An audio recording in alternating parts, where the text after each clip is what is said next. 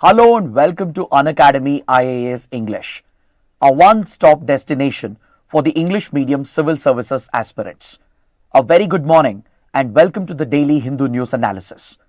So before I start, let me wish everyone a happy Dasra festival, and please note, tomorrow on the account of the festival, the Hindu shall not publish the newspaper.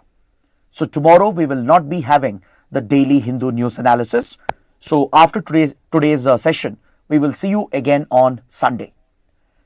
Now let's take a look at the topics that we are going to discuss. From the Delhi edition, we have a lot of important articles today, and I have chosen 12 articles for a comprehensive analysis. There are 4 articles relevant both for prelims and mains, and around 8 small articles which are important for the prelims exam. So let's cover all these topics in detail so that you don't have to go back and read the newspaper again. If you guys are liking our initiatives, do support us with your likes, your comments, and don't forget to subscribe to our channel. And also for 2026 aspirants, I have a very important message. The upcoming batch, the Liberty batch for 2026 aspirants, is all set to begin from October 11th. So those who wish to enroll and those who wish to get in touch with the educators, you can attend a free counseling session by filling the form which is provided in the description box below. If you want to get in touch with the educators and understand what the program is about, and if you want to ensure that you become part of the Liberty batch, then just share your details in the Google form. The link is provided in the video description. This program would be a comprehensive online classroom program. You'll not only get live and recorded classes from our top educators, but you'll also get the study material, prelims and mains test series, and as well as doubt resolution and one-on-one mentorship. The course is available at just $24,999 and the offer ends on the 12th of October. So if interested, fill the form and get in touch with us. So with this, let's get started with the analysis by looking at this important article on page number 14. This column related to Indian economy focuses on a very important concept known as the middle income trap. So let's understand this in detail because the concept can be very important both for prelims and mains. See, recently the World Bank has published its flagship report, which is the World Development Report for 2024. In this report, the World Bank talks about several countries getting affected by the middle income trap. So let's understand what is this middle income trap. See, as countries progress economically, as they grow, low income countries eventually graduate to become middle income economies, and with improved growth and better performance in manufacturing and exports, eventually middle income countries transition into high income countries. Generally, this is the transition curve that is seen as far as economic growth is concerned. But there is one anomaly, one very abnormal development that happens when countries transition from low income to middle income countries. These middle income countries which have achieved this transition, they often get caught in a trap where they struggle to transition to the next level of growth, that is to enter the high income level. See, as a country's economy grows, the GDP grows, creating more job opportunities, it is expected to increase the income, the per capita income of the citizens as well.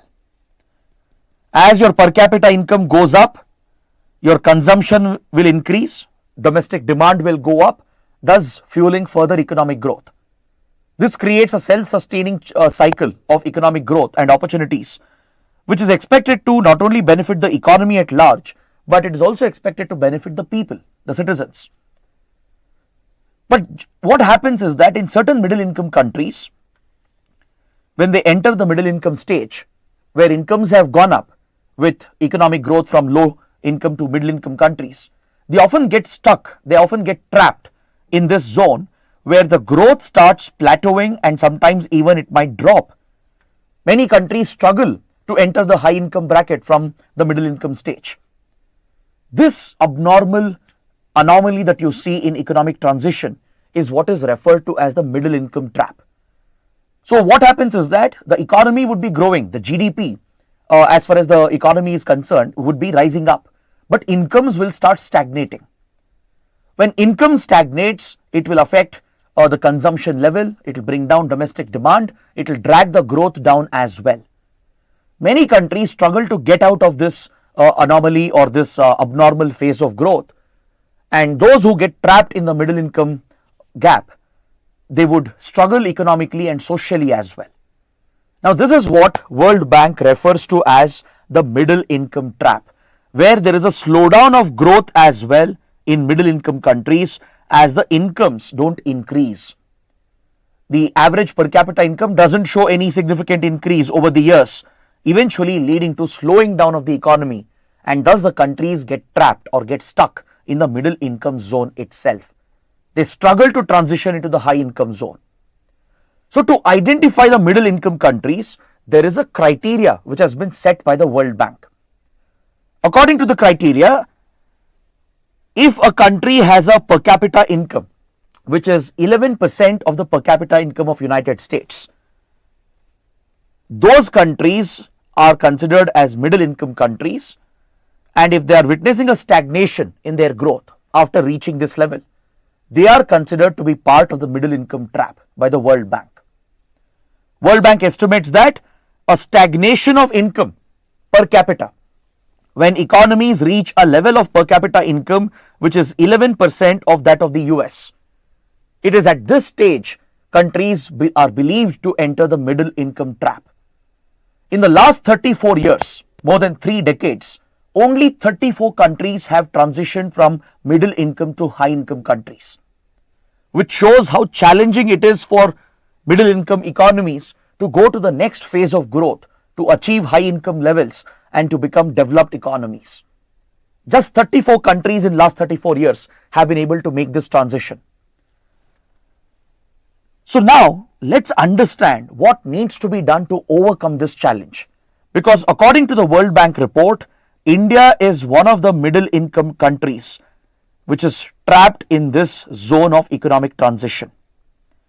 Many economic experts also agree that India is currently getting trapped in a middle economic zone of transition, and we might see a stagnation of income levels. In fact, many believe that we are already witnessing a stagnation of income levels despite India's significant growth numbers. Eventually, if this cycle continues, if the government doesn't break this cycle and get India out of this trap, you will see a drop in consumption and demand, leading to a slide in growth, and thus the country will get forever trapped in the middle income zone. It prevents a country in the middle income zone to transition to the high income zone.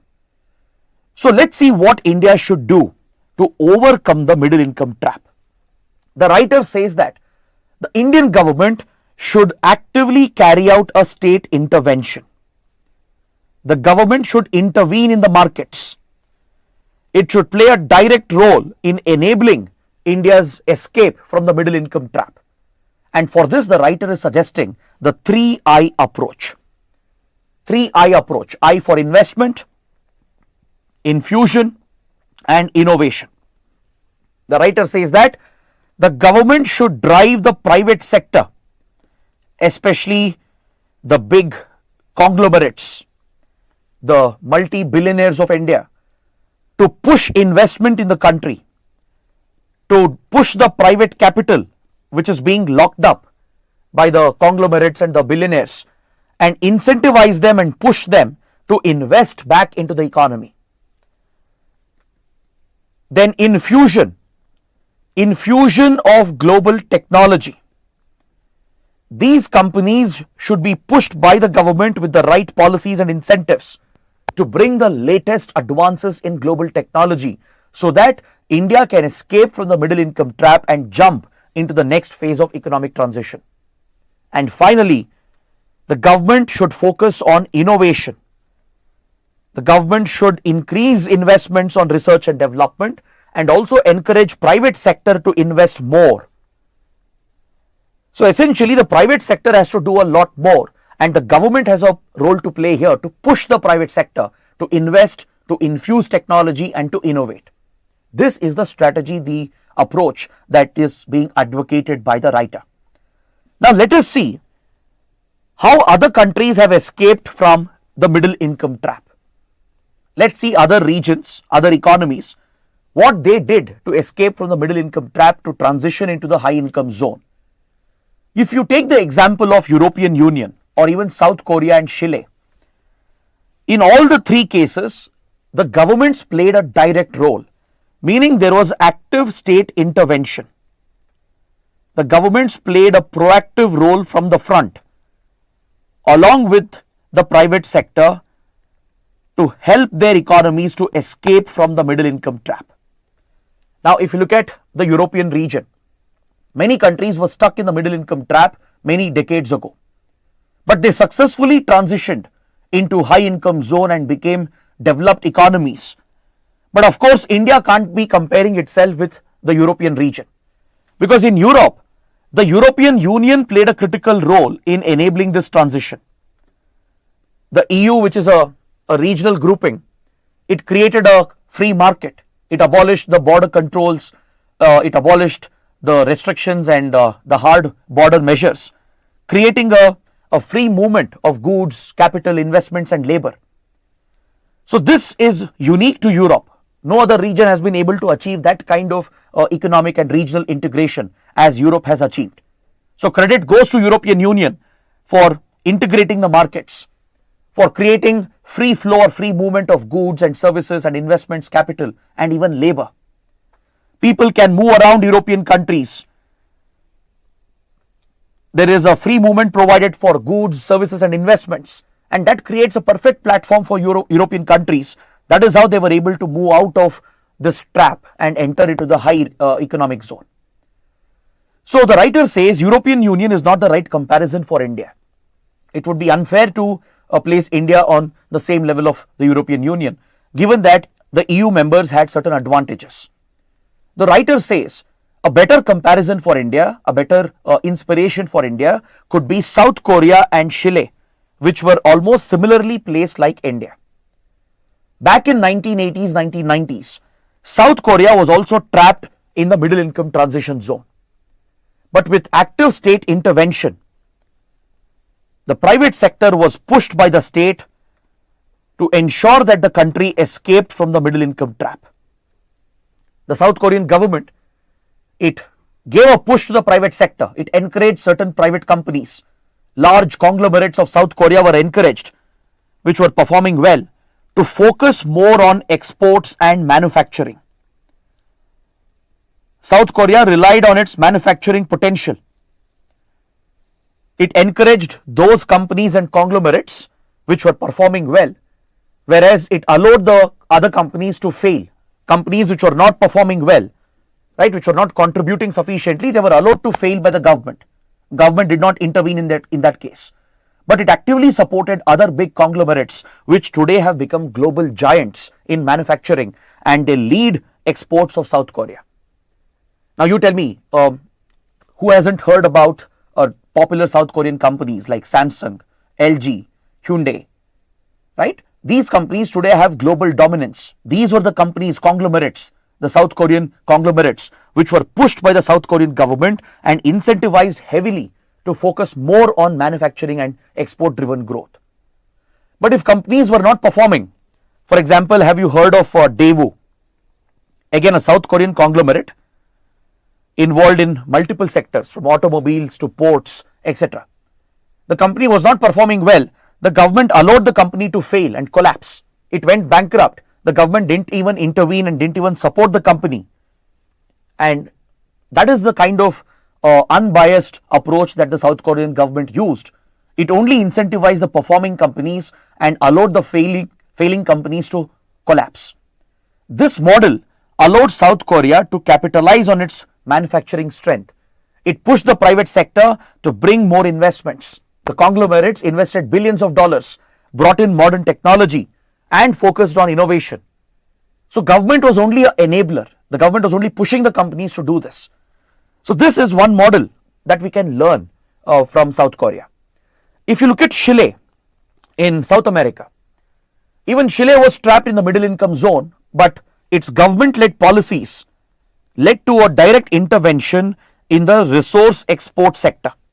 Chile is blessed with natural resources, from immense fisheries resources to critical minerals. So over the years, Chile has focused on export-oriented growth, especially the export of natural resources, and it has created the right domestic industry for that. So government policies pushed the private sector to focus on these key industries, which helped Chile to boost its exports, and thus it was able to escape from the middle income trap. So these are certain lessons, certain inspirations that can be drawn by India.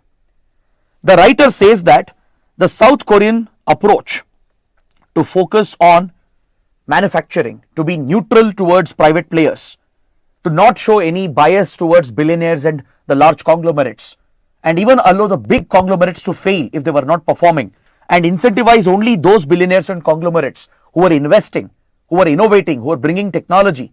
This model has lessons for India.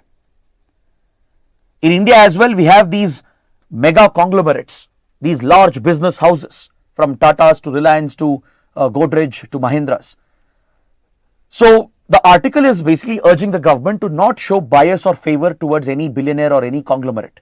Instead, the government should promote those conglomerates which are doing well, push them even further to invest more in the economy, to bring technology, to innovate, and allow the bigger companies which are not performing, which are not investing, to fail, and thus bring efficiency into the economy. This can ensure that income levels can increase, it can help sustain consumption and demand, thus driving growth, which can allow the country to escape from the middle income trap. But however, there are certain warnings. It's not that we can blindly replicate the South Korean and the Chilean model. Because please understand, in South Korea, the success was built on its inherent manufacturing strength. Today, the world has moved away from manufacturing-led growth. In fact, if you look at the global economy, if you look around the world, there is a deindustrialization going on. According to popular economist Danny Roderick, the global economy is going through a premature deindustrialization, meaning the global economy is moving away from these factory-led growth. It's moving away from labor-intensive or industrial-led growth. Today, growth is mainly coming from services. Now, this is where India will face some unique challenges. Even though India has an inherent strength in services, of late the Indian economy has taken a hit. The COVID-19 pandemic and other disruptions because of external conflicts. It has disrupted our economy, and more people have moved back to agriculture. Services, of course, is driving our economic growth, but manufacturing growth has remained largely stagnant, and India is struggling to pull people away from agriculture and push them to manufacturing and services. So at this time, when global economy is already looking at possible deindustrialization and a shift away from manufacturing, where future growth could come from services, it would be very challenging to create new jobs. It would be more challenging to increase income levels as well. So it's not that we can blindly copy paste the South Korean model or the model from Chile into India. India will have to take these lessons and customize it to the Indian context, to the current global context. And don't forget, in India, the government has not been pushing enough. It's not pushing the private conglomerates and the billionaires enough to invest back in the country. Right? Especially when there is a downturn in the economy, when the Indian economy slows down, or when there are global headwinds which slows down the global economy, creating fears of a recession. Quite often Indian billionaires and the big conglomerates, they hold back their investments. They try to protect their capital, right? They try to protect their profit margins, which further undermines growth. Now, this is where the government should push these billionaires and conglomerates to bring that investment, to release that capital into the market, so that we can even bring in technology and promote innovation that can create jobs and push us to the next level of economic growth. But that is not happening currently. And what is really concerning is that income levels have not really gone up in the last few years. If you look at data from the Periodic Labour Force Survey, the PLFS data, the income levels have almost been stagnant. The real wage of regular wage workers, it has gone up somewhere between 5 to 7%. not more than that. As far as the last fiscal was concerned, the wages for Indian workers has gone up by 5 to 7%. See, inflation itself is already at 5%. So essentially, the income increase is almost negligible or sometimes absent. With inflation of an average of 5%, if the wage increase is just 5 to 7%, that is basically undercutting the wage increase. Inflation will eat away the increase in income because your purchasing power goes down, the value of money goes down. So essentially, Indian wage workers are not seeing an increase in their income levels. Per capita income is not going up. If per capita income has to go up, our private industries have to be pushed by the government with the right policies, with the right incentives, without any bias towards a certain conglomerate or a billionaire, and force them to bring capital into the markets so that the investment can spur the growth. It can bring new technology from abroad, and it can promote innovation, local research and development. So that is what will create jobs and increase income levels as well. But however, we should also remember that South Korean model and the model from Chile is not entirely useful for India as well. Because when these countries made the transition, they were authoritarian countries. In 1980, South Korea was led by a military dictatorship. So because of the military dictatorship, these authoritarian policies were implemented, where some companies were favored, they were given strict guidelines and targets to meet, and other companies were allowed to collapse and fail. In Chile as well, there was a military coup which allowed the authoritarian government to control the economy. Basically, there were no free market as such in South Korea and Chile when these authoritarian regimes were present. So that is definitely not the right model for us. We shouldn't take the wrong lessons from these countries. You can't compromise democracy and the ethos of a constitutional state just for the sake of growth. Just for the sake of growth, you can't compromise your democratic traditions. That is what the writer is cautioning us about. He's saying that we should draw the right lessons from South Korea and Chile. We should understand the challenges, right? And also understand that these countries were able to do this because there were military dictatorships present. But of course, we shouldn't draw the wrong lessons. At any cost, we can't compromise democracy. But within democratic norms, we should ensure the 3I model is promoted by the government.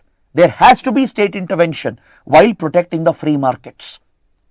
Doesn't mean the government will control the market. No, government should only push the big investors and the big companies, the billionaires, to invest more in the country, to bring new technology, to infuse modern technology and to innovate, the 3I approach. So this is what the writer is talking about. So please take up this practice question. Let's see how many of you can write an answer for this straightforward question. The question is asking, what is middle income trap? How does World Bank define the threshold for middle income trap? Why is state intervention considered crucial for breaking from the middle income trap? And what lessons can be drawn from South Korea and Chile? What challenges does India face in balancing state intervention with democratic values? I have given such a long question because if you look at previous question papers, quite often UPSC asks such questions which have multiple sub-questions. But it's not at all complicated, very straightforward, simple questions. You just have to explain what is middle income trap, what is the threshold defined by the World Bank. You can do this in the introduction. In the body, you can discuss the need for state intervention with examples from South Korea and Chile, and also identify the challenges for India. Also mention that India should not draw the wrong lessons from South Korea and Chile, and mention that we should focus on moving out of the trap while protecting our democratic values. Right? So that is the approach you need to take for answer writing. Now let's look at another important article on page number 12. This article is focused on the Indian judiciary. The writers are focused on the delays that happen in the Indian judiciary. As you all know, the Indian judiciary is plagued with massive backlog of cases, and eventually delayed justice becomes a denial of justice. Right? It leads to derailment of justice itself. Now this topic is in the news because recently President of India Draupadi Murmu made a very interesting and important observation. Draupadi Murmu said that Indians are scared to go to courts. the President of India remarked at a certain event, related to the courts. President Draupadi Murmu, who was addressing the gathering, she remarked that people of India are worried to approach the courts. They have a fear of the courts. So Draupadi Murmu used a very innovative term to describe this phenomena, calling it the black coat syndrome. The president said that the moment people think of lawyers and courts, their BP will shoot up, meaning they suffer from hypertension, because that is the reality as well, right? Everyone hesitates to go to courts because the presumption is that once you take up a case for litigation, it will drag for years together, wasting your time, wasting your money, and putting you under mental stress.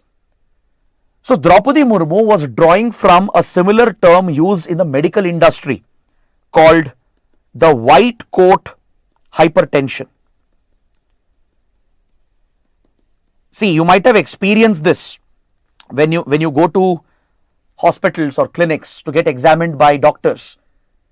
Most of us who have a fear of getting medically checked, right? When you look at the environment in a hospital, and when they are trying to poke the syringes, or when they are plugging you to various devices and machines, it's natural for people to get scared, and this results in a shoot up in their BP levels, in their blood pressure.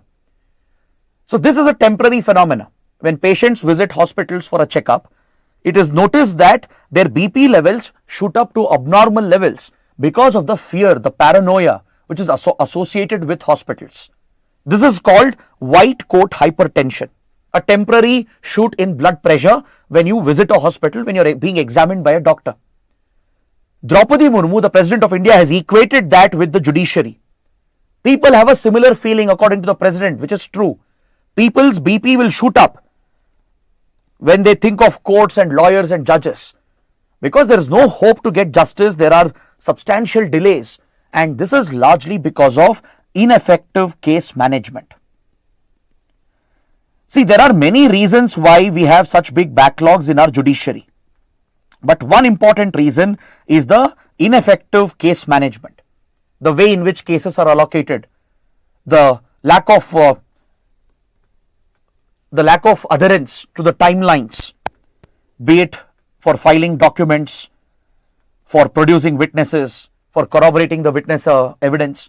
There are strict timelines prescribed by the law, but in most cases the timelines are not followed. Even with regard to the paperwork involved in a case, with regard to documentation, these timelines are not adhered by the courts, especially the lower courts, the district courts.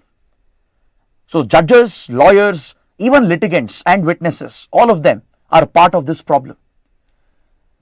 So this increases the delays in getting justice, leading to the stigma, leading to the fear, the paranoia that going to courts is a Herculean task.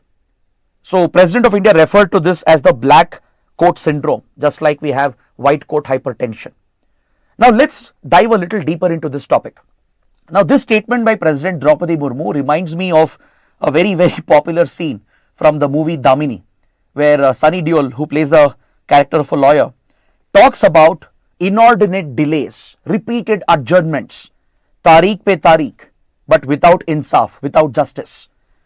This is a classic case of delays and inordinate delays which happens in the Indian judiciary, right? If you look at how the district courts function, one prime reason why the cases are piling up, the cases are not disposed quickly, is mainly because the courts keep on adjourning the hearings, right?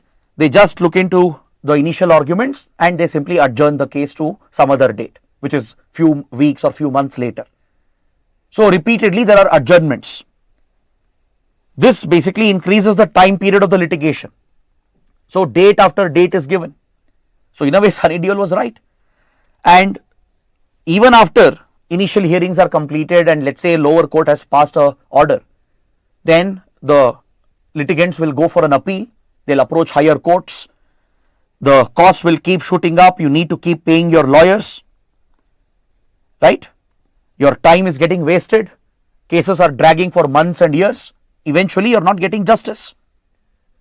The question is, why are these delays happening? Why are judges at district courts giving dates after dates and adjourning the cases repeatedly?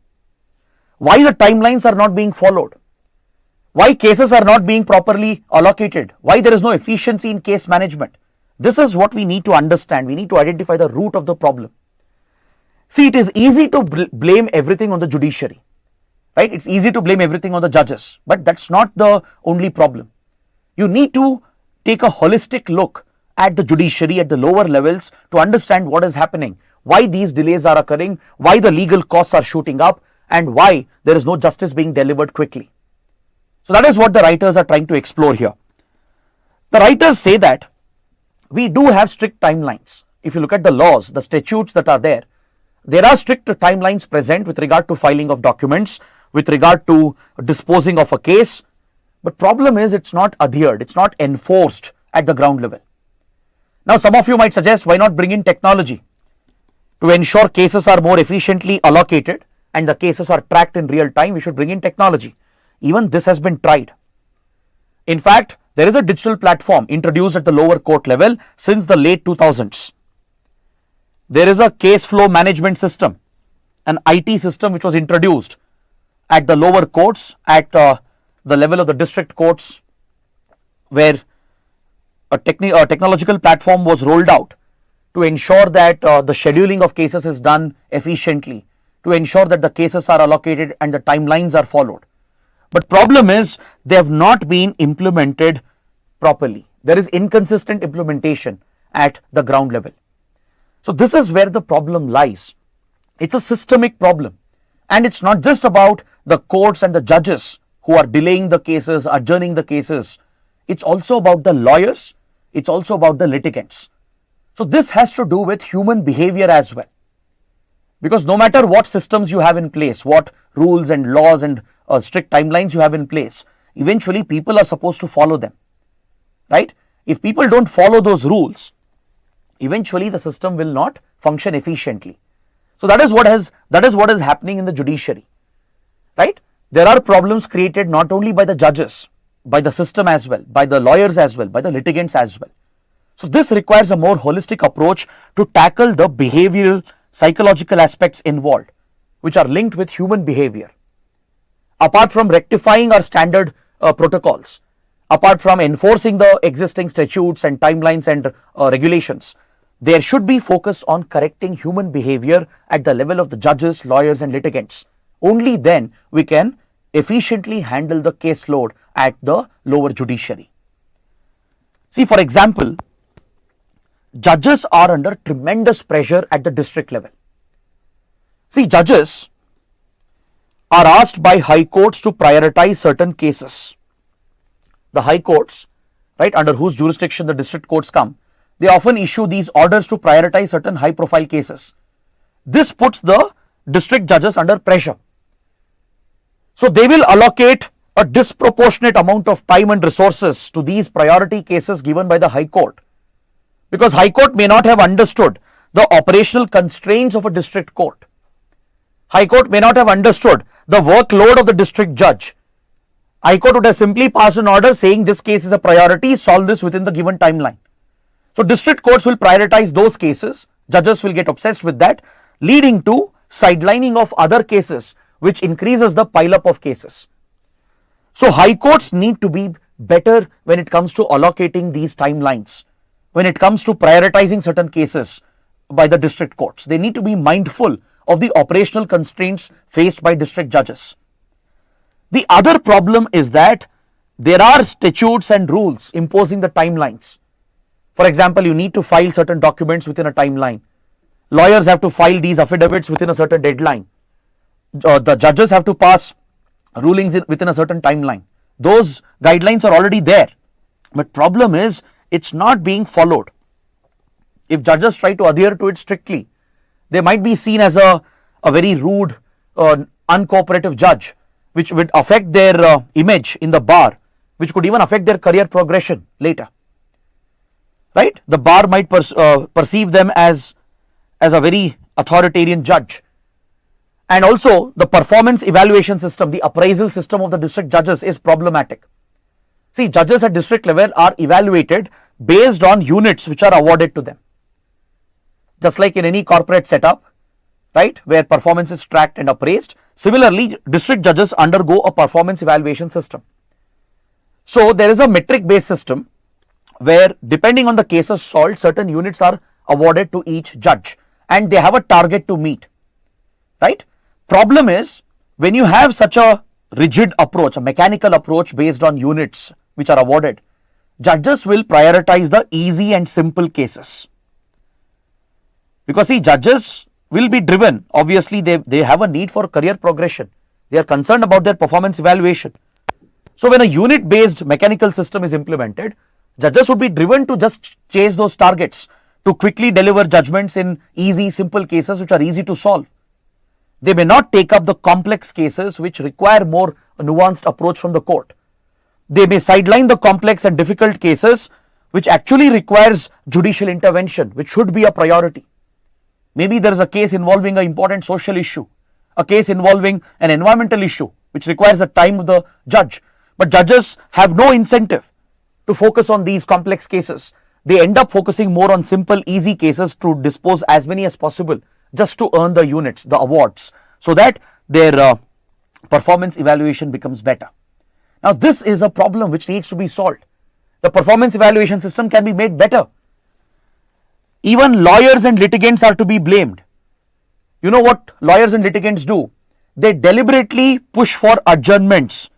They try to get stay orders deliberately as a delaying tactic. This has become a time buying tactic. And again, you can't blame lawyers and litigants entirely. See, lawyers also have no certainty. They have no idea when the judge is going to adjourn a case. They have no idea when the hearings will be completed. So what happens? Lawyers will strategically focus on certain cases where they have a surety that the judge is going to hear their case and give quick judgments. They'll focus only on those cases. They will sideline and ignore other cases because they know that this judge will keep adjourning the case.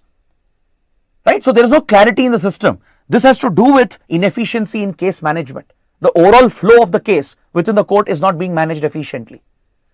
So what lawyers and litigants do, they strategically employ the tactic of adjournments and getting stay orders by the judges so that they can delay the hearing and buy some time, especially the weaker party who has a weaker case, right?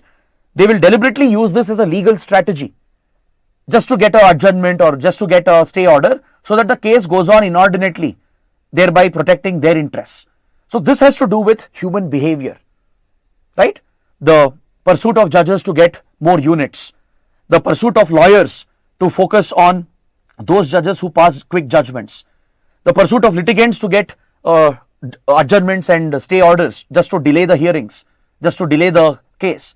This has to do with human behavior. Now to correct this, we need a holistic reform. Just by bringing better technology and better case management, you can't solve this problem. You need to address the behavioral problem. You need to reform the case management at the level of judges by improving their performance evaluation system. Instead of blindly mechanically allocating units, give more allocation for complex cases. Award judges with more units when they solve complex cases as compared to simple cases. So there can be a categorization of different cases, and according to the workload, the judges can be rewarded, which helps in their career progression. And also high courts need to be more judicious when they are allocating high priority cases.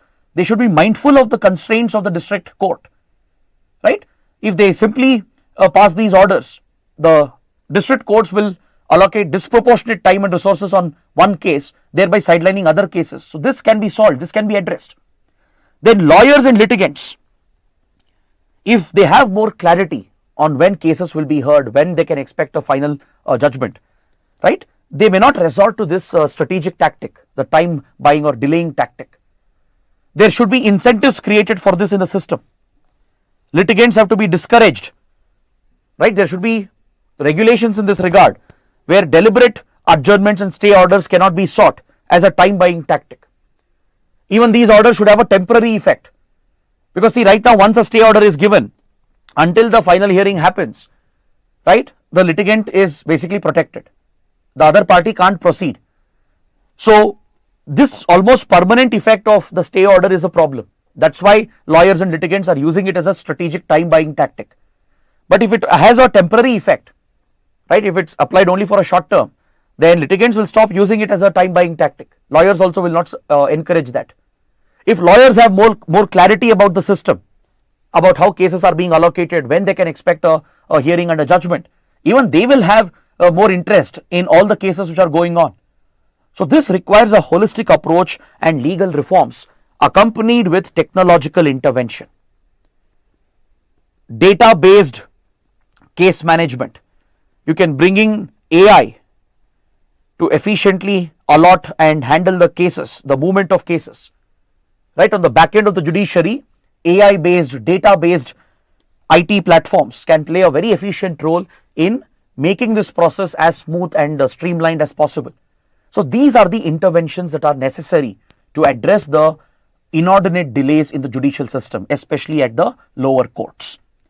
So now let's look at a practice question. Evaluate the black coat syndrome, which was recently highlighted by the President of India, and suggest suitable reforms to tackle the challenge. Now, if you are not in touch with current affairs, if you are not aware of the President's reference to the black coat syndrome, you will never be able to write an answer to this question. Because in such a question, without having knowledge about what is black coat syndrome, what was the reference about, right? You don't even know what is the topic. You don't even know it deals with the delays in the judiciary at the lower courts and the fear of the people, right? The fear people have about the judiciary. So that's why it's important to stay in touch with current affairs.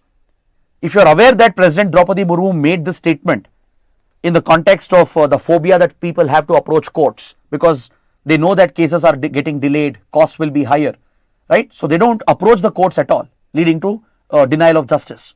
This is what President referred to as black coat syndrome.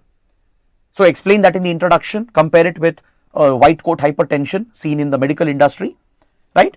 And then in the body discuss the reasons, the various factors responsible for the delays. Inefficient case management, the behavioral approach of judges, lawyers and litigants. Discuss that one by one and suggest the reforms that we mentioned, right? Suggest the reforms and then conclude your answer. Now coming to another article on page 18. Prime Minister Modi visited Southeast Asia as part of India-ASEAN summit. I hope you know ASEAN is a regional group of Southeast Asian countries. There are 10 Southeast Asian countries which are members of ASEAN group, the Association of Southeast Asian Nations. It includes Myanmar, Thailand, Laos, Cambodia, Vietnam, then Malaysia, Indonesia, Singapore, Brunei and Philippines. These 10 major economies of Southeast Asia are part of this political economic security grouping called ASEAN. And India has built very, very close relations with ASEAN since 1991. Since we launched the Look East policy, when then Prime Minister Narasimha Rao launched this foreign policy doctrine to give more attention to Southeast and East Asia region. Now since then, India has engaged closely with ASEAN. In 1992, we established a sectoral dialogue with the ASEAN group. In 2002, we elevated this to the summit level interaction. Since then, every year, at the level of the leaders of these countries, the presidents and prime ministers of these countries, they have been meeting, interacting regularly, and today we have elevated this relationship to the comprehensive strategic partnership level. Recently, the Modi government has upgraded the Look East policy into Act East policy of India in 2014, giving more attention to Southeast and East Asia region. And ASEAN is central to our Look East Act East policy. We even have a free trade agreement with ASEAN countries. We have very close defense and security relations, and we are looking to revive our cultural ties as well, right? So as part of this close engagement between India and ASEAN, every year we hold the India-ASEAN Summit, and PM Modi has participated in this year's edition of India-ASEAN Summit, the 21st edition of India-ASEAN Summit. So you should know what were the key developments. During the India-ASEAN summit, both sides have agreed to focus on sharing digital public infrastructure, DPI, and to link the cross-border payment systems to ensure that we can interlink our payment gateways to facilitate cross-border transactions. This is one big outcome. India, ASEAN are looking to establish this linkages between our payment gateways. See, India has already become a leader in DPI. DPI stands for Digital Public Infrastructure. This includes your Aadhaar, the unique identification, which has been linked with your bank accounts and your mobile phones, through which service delivery has been made possible. Today, government is delivering direct services into your bank account, through your mobile phones by using the unique identification. The entire ecosystem for that, the entire infrastructure for that has been built, which is nothing but your DPI, the Digital Public Infrastructure. Plus, we have UPI, which has revolutionized real-time digital payments, pushing India towards becoming a cashless economy. So today, around the world, India's DPI and UPI platforms are being appreciated, and we are rolling it out across the world. Right? We are tying up with many countries to roll out DPI and UPI. From France to UAE to Sri Lanka to Nepal, many countries are adopting our UPI based payment, and the DPI is also being extended to other countries. Even at the Quad summit recently, even Quad leaders appreciated India's digital infrastructure, the DPI and UPI systems. So ASEAN is very eager to integrate its digital infrastructure and payment infrastructure with India, because many ASEAN economies are leaders in finance, like Singapore, for example. It's a hub of fintech companies. India also is a hub of fintech startups. So India, ASEAN want more collaboration in the digital domain, in the fintech space. And for this, India, ASEAN countries are agreed, they are on the same page, right, to take forward this initiative. They haven't established anything as of now, but at least they are looking at this proposal. They have decided to look at this proposal to interlink the DPI and UPI systems. See, UPI has already been rolled out in Singapore, right? So now we are looking to roll this out across ASEAN, and all the other ASEAN countries are equally interested. So that is one important discussion which has taken place. So we might see the rollout of our UPI across ASEAN countries, not just limited to Singapore, and integration of our DPI and fintech ecosystems. So this means we should focus on cybersecurity as well. As you adopt more digital technologies and digital platforms, that too in the world of finance, the cybersecurity risk also increases. So both India and ASEAN have agreed to step up their cybersecurity collaboration as well. In fact, with Singapore, we already have an initiative to focus on cybersecurity. Recently, when PM Modi visited Singapore, India and Singapore have taken up the initiative to step up cybersecurity collaboration. So now we are doing this with all the ASEAN countries. So as we integrate our financial and technological systems, cybersecurity becomes even more important. So that is something the leaders have discussed at the 21st India ASEAN Summit. Now, can you find out which is the 11th country which is expected to join ASEAN? There is another country in Southeast Asia which has been given membership to ASEAN, but it hasn't joined the group yet. It is expected to join ASEAN sometime soon. So can you find out which is this new member of ASEAN which is going to join the group? Mention that in the comments below. Next article on page 20. Uzbekistan has recognized the Taliban regime in Afghanistan. This is a big development. See, ever since Taliban captured power in Afghanistan since 2021, it has been craving for global recognition. Taliban toppled the Afghan government, right? The civilian government was toppled, and this radical political extremist group, which is involved in insurgency and terrorism, captured power in the country, and it has been craving for global recognition. Because right now, all Afghan financial assets are frozen. Taliban regime is under global sanctions. Majority of the countries don't recognize the Taliban regime. They have no official relations with Taliban.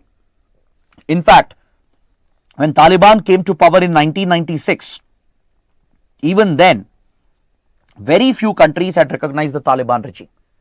Because Taliban is associated with human right violations. It's associated with gender right violations. It's known to target religious minorities. It's known to target women. And we have seen that happening again. So previously, when Taliban was in power from 1996 to 2001, very few countries had recognized the Taliban government. For example, Pakistan, Saudi Arabia, UAE, and maybe few others. These were the only few countries which had set up official ties with Taliban, meaning they had reopened their embassies, they had accepted the credentials of the ambassadors of each other and started official diplomatic ties. Apart from that, most countries had isolated Taliban, and India and others, they were looking at Taliban as a terrorist organization. Given Taliban's links with anti-India terror groups and Pakistan, India had always seen Taliban as a terrorist entity.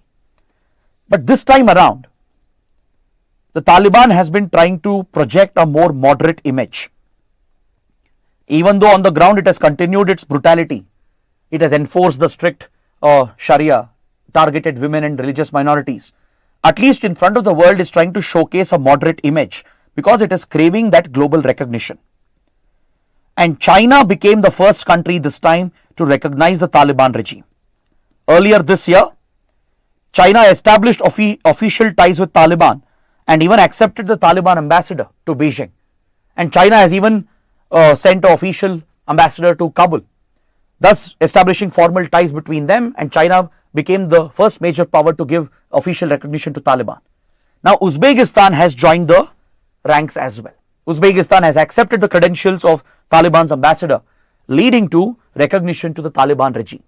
Now there are reports that even Russia might be considering the same. Russia has indicated that it is willing to engage with Taliban. In fact, Russia has been talking to Taliban for many years, and it is possible that Russia might also recognize the Taliban regime. That is why the development is important. So currently, what is India's position? See, India no longer boycotts Taliban like before. Right now, we are more pragmatic, more realistic, because we have critical interests in Afghanistan. We have made $3 billion in investments. We have Indian projects which are lying around. We have ambitious plans for Afghanistan. It's critical for us to connect with Central Asia. It's critical to counter terrorism. So we can't ignore the government in Afghanistan, whether it's a civilian government or a Taliban regime. So after Taliban came to power, India has reached out to Taliban. We haven't recognized Taliban yet. Officially, we have no relations even now. But India is engaging with Taliban. We are talking to Taliban, we are working with each other, and we need to wait and watch what would be India's approach in the coming days. Right? So that is why it's a important development to know that Uzbekistan has accepted Taliban regime in Afghanistan. Now coming to the prelim section, let's take a quick look at the small articles. On page number 4, there is a reference to a very important cultural tradition of Kolkata. As part of the Navratri season, the Dasara Durga Puja festival, there is one rich cultural heritage of Kolkata, Bonedi Bari Pujas. As you know, across Kolkata, Durga Puja pandals are widely popular. It's integral part of the Bengali culture and identity. So one important feature of the Durga Puja in Kolkata historically has been Bonedi Bari Durga Pujas. It refers to these grand celebrations that were held in the huge palatial houses of the zamindars. I hope you know, historically, the Bengal-Bihar region was a highly feudal society based on landlordism, where the zamindars would dominate over the lower classes. So in these so-called aristocratic families, which owned these palatial bungalows and massive houses, which almost look like a palace, a tradition was started 4 centuries ago, even before the advent of British in India. Before the British set foot in India, the zamindars, the landlords in the West Bengal region, in the Kolkata region, right, in their palatial households, they started these Durga Pujas, which were held on a very grand scale. From very large celebrations to customs, right, from huge Durga idols to various art forms, rangolis and music and dance performances. this would be a huge celebration by the aristocratic families, the zamindars of this Bengal region. This system, right, it has a traditional heritage attached to it. Of course, it highlights the class divide as well, because initially when these Durga Puja festivals were held in these palatial houses of the aristocrats, of the zamindars, people from other classes were not allowed. Common people would not be allowed. The landless, peasants, people from lower castes were boycotted. It highlighted the social divisions present in a feudal society as well, the oppressiveness of the zamindari system. But the overall celebration has become an integral part of Kolkata and Bengal's cultural heritage. And today, this heritage is slowly dying out. It is slowly declining, it's being forgotten, and the article is focused on that. So just be aware that Bonedi Bari is associated with Durga Puja celebrations in Kolkata. It dates back to 1600s, right? And in fact, the initial tradition goes back to 1400s. So it was mainly a celebration, a grand celebration held in the palatial houses of the zamindars, the aristocrats. Next, we have a government scheme in the news, the Tele MANAS initiative. The Ministry of Health and Family Welfare is rolling out a very important mental health care initiative in the union territories of Puducherry and Lakshadweep. Both Lakshadweep and Puducherry are being covered by this mental health care program. This program was launched as part of National Tele Mental Health Program of India. Of late, under the National Health Policy, the government has given more priority for mental health. And a Tele MANAS initiative was launched a couple of years ago in 2022 under the leadership of NIMHANS, the National Institute of Mental Health Sciences, located in Bengaluru, is leading this initiative to provide tele-counselling, or basically to provide remote counselling to patients who are suffering from depression, anxiety, suicidal tendencies, etc. Because mental health is a problem which often gets ignored, which doesn't get the right attention. There's a lot of stigma and taboo associated with mental health as well. So to mainstream mental health care as part of the goals of National Health Policy, Tele MANAS initiative was launched under National Tele Mental Health Program. So under this program, a telephone based remote counselling facility has been set up, where mental health care professionals can provide counselling to patients suffering from mental health related problems. So IVRS based calling system has been set up, which will connect the patients with the mental health care professionals. The whole initiative is implemented by NIMHANS, Bengaluru, and the nodal ministry is Ministry of Health and Family Welfare. The IT infrastructure for enabling the remote communication, the telephone based communication, has been set up by IIIT Bengaluru, the International Institute of Information Technology. Next, on page 10, we have an article referring to the horseshoe crabs, which are found along India's coastline, and it highlights the threat being faced by the horseshoe crabs. So let's understand what is unique about horseshoe crabs. So you can see them over here in the image that I've added on the slide, so that you can easily remember and recollect. These horseshoe crabs are considered as the living fossils, the marine living fossils. They have adapted and evolved over millions and millions of years, and they are considered as marine living fossils which can help improve our understanding of human evolution, the evolution of life on earth. And more importantly, these horseshoe crabs play an important ecological role. See, they are often found in coastal waters, in marshy areas, in mangroves, wetlands and backwaters, and along the coastline. This is where you find the horseshoe crabs. So around the world, they are distributed in the Indo-Pacific and also in the Gulf of Mexico region. There are 4 different species that are present. You have the American horseshoe crab, found along the east coast of United States and in the Gulf of Mexico. And there are 3 species in the Indo-Pacific region, found in India, Southeast Asia, China and Japan. The tri-spine horseshoe crab, coastal horseshoe crab and mangrove horseshoe crab. Now, these crabs play a very important ecological role because they lay millions of eggs on the coastline, and this becomes readily available food for other organisms. Other marine organisms and organisms present along the shorelines, they feed on the millions and millions of eggs which are laid by the horseshoe crabs on the coastline.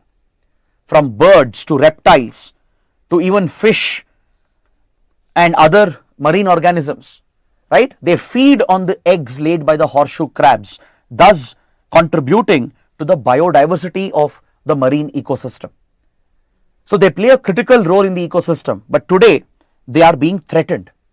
In fact, their hard shell acts as a microhabitat for other small organisms. It's quite a large crab species. So in the crevices of the large hard shell, you can find many other small organisms like snails and sponges, mussels and mud crabs which are lodged, serving as a microhabitat. So within the species, within the organism, there are other smaller organisms that survive and thrive, right? They take shelter, so creating a microhabitat. So they have a very important ecological function, but today they are being threatened. Habitat destruction, pollution, destruction of mangroves is threatening the species, and some of them are listed as threatened on the IUCN Red List. For example, American horseshoe crab is listed as vulnerable. It's vulnerable with regard to extinction on the IUCN Red List. The tri-spine horseshoe crab, which is found in Odessa as well, in India's coastline, is listed as endangered on the IUCN Red List. In fact, the other two Indo-Pacific horseshoe crab species might also be listed on the IUCN Red List. So they are facing a severe threat. That is why the topic is important. Next, on page 14, there is a mention of UK's OpenSAFELY platform. What is OpenSAFELY? You don't need all the details here, but you just need to understand what is it. See, if you look at UK's healthcare system, it is based on the legendary NHS, the National Health Service. UK provides universal healthcare to every citizen, right? It provides treatment for all conditions, and the NHS gets the entire credit. It runs a very efficient healthcare program, a universal healthcare program that benefits all the UK citizens. Of late, NHS has been facing problems and challenges. So NHS maintains records, patient records. So every patient in UK has a single record attached to their health ID. So there is one unique ID to which all their health records are attached, right from birth to death, to every single treatment you would have got, from a regular doctor visit to a complicated surgery. Everything is documented in the database of NHS. Now, of course, this has been digitized. Initially, it was manual, but from several decades, NHS has become completely digital. All the health data, the patient data is stored digitally. But this data serves a critical purpose. The health data of the patients is very, very valuable for research and development, to improve the efficiency of the healthcare system, to develop new treatments, new drugs and vaccines, to understand diseases. The data of the patients is absolutely critical. So when it comes to giving access to this data, there was always concern about data privacy. Because if you allow researchers to access the NHS data, what if the patient information gets leaked and gets misused? So data privacy was always a challenge. And also NHS has faced recent cyber attacks where patient data has been compromised. So in this context, a team of researchers have brought out a new system, a technological platform has been created called OpenSAFELY. It essentially creates a safe platform to access patient data without compromising data privacy. That is what you need to learn. You don't need all the details. It is relevant for us because India also is rolling out a unique health ID. India is also digitizing its healthcare system, and even we are looking at maintaining a single patient record from birth to death. So this raises a major risk about the breach of your data privacy, right? If cyber attacks happen, your data will be vulnerable, or if it's in the wrong hands, if wrong people have access to your data, to your health data, if it is linked with the patient, the person behind that data, their privacy could be compromised, which could be misused. So to prevent this, a digital platform has been created by a team of researchers which allows the genuine researchers to safely open the data without getting to know the patient involved. So without compromising personal data, only the non-personal data is given access through OpenSAFELY system. So this is a model we can learn from, we can implement, because even India is looking at digitization of healthcare documents. Next, a terror group which is in the news, Hizb-ut-Tagrit, has been banned as a terrorist outfit under UAPA by the Home Ministry. Recently, NIA has been conducting raids in southern India, especially in Chennai, where this terror group, radical group, has been operating. According to Home Ministry and NIA, the Hizb-ut-Tahrir, which brands itself as a social organization, has been allegedly involved in acts of radicalization, terrorism, and waging a war against the Indian state. So NIA has cracked down against this group, arrested several members of this organization, and the Home Ministry has banned the organization as a terrorist organization under Unlawful Activities Prevention Act. This is the law which is the primary law against terrorism. MHA and the law enforcement agencies rely on UAPA to counter terrorism. So under UAPA, organizations can be banned as terrorist organizations. Through a recent amendment that was done in 2019, even individual terrorists can be listed by the Home Ministry under UAPA. So that is what you need to know. Next, on page 20, we have an article referring to Hurricane Milton, which caused massive destruction to the east coast of United States. As you know, even in the Atlantic, right, tropical cyclone is a recurring phenomena. Just like we see in northern Indian Ocean, where in Bay of Bengal, Arabian Sea, there are frequent tropical cyclones. Similarly, in Gulf of Mexico and in Gulf of Florida, right, along the east coast of North America, it's very prone to these tropical cyclones, which are locally called as hurricanes. So Hurricane Milton, which made landfall in Florida, has been one of the most severe storms that the United States has ever experienced.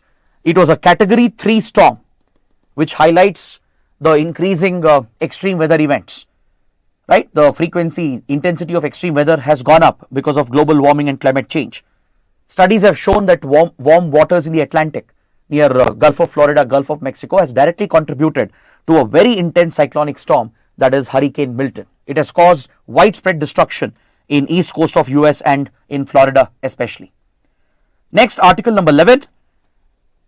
This year's Nobel for Literature, the Nobel Prize for Literature, has been awarded to South Korea's Kang. Just a factual topic for your UPSC exams, because sometimes UPSC tends to ask factual questions, or it could definitely be useful for your state PCS and other exams. So South Korea's Kang, a very well-known writer, has won the Nobel Prize for Literature. She is known for her poems, her phenomenal literary work that focuses on human suffering, human trauma because of wars and conflicts, suffering of women in patriarchal societies. This is the main theme of the literary work of Kang. Some of her popular works include The Vegetarian, which won the Man Booker International Prize, Human Acts, The White Book and Greek Lessons, We Do Not Part. So please remember this, because in recent years, UPSC has asked questions on prizes and awards or authors of books. I know it's very factual, but UPSC has done this, so it's better you be prepared for it. All right. Now coming to the last article, on page 20, there's an article referring to a strategic port in Ukraine, which has been struck by a Russian missile strike. Russia has conducted major airstrikes at the strategic Odessa port in Ukraine, which has caused large-scale destruction of critical infrastructure. So let's identify where Odessa port is located. This is part of places in news. There could be map-based, geography-based questions in prelims, depending on places that are in news. So this is where the Odessa port is located. It opens to the Black Sea. It's a critical port for Ukraine, especially for its food exports. Ukraine is a major exporter of food grains. In fact, Odessa port was part of the Black Sea Grain Initiative between Ukraine and Russia, which was mediated by Turkey and United Nations. Through Black Sea Grain Initiative, they kept the food grain supplies continued through Black Sea route, through ports like Odessa, and Russia had committed not to attack these ports and sea routes. But recently, Russia has quit the Black Sea Grain Initiative, and now it has even started targeting critical infrastructure such as Odessa port. So this affects Ukraine's economy.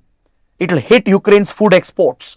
It is going to hit the global food markets as well, because this food shipment route through the Turkish Straits is absolutely critical. Ukraine is a major exporter of wheat, soybean, sunflower seeds and oil, then corn, etc. So under the Black Sea Grain Initiative, the food shipments were being sustained. Russia had promised not to hit these strategic ports, but now after quitting the Black Sea Grain Initiative, Russia is blatantly targeting critical infrastructure of Ukraine. So these strikes at Odessa could disrupt the food shipments, which could lead to food shortages. It could lead to increase in food commodity prices, affecting the global economy, increasing food insecurity in many poor countries. So please identify which are the Turkish straits that I have marked over here. This shipping route from Black Sea to Mediterranean is a critical route. So can you identify the two Turkish straits over here through which the ships have to pass through to reach the Black Sea from Mediterranean? Find out the names of these Turkish straits and mention that in the comments below. So on this note, I would like to conclude my discussion for today. I hope you guys have enjoyed the session. We have covered 12 articles so that you don't have to go back and read the newspaper again. So do let me know what you think in the comments, and do press the like button, and don't forget to subscribe to our channel. And again, a reminder, tomorrow on the account of the Dasara festival, the Hindu newspaper will not be published, so we will not be conducting the daily Hindu analysis tomorrow. We will come back on Sunday. So till then, take care, have a great weekend.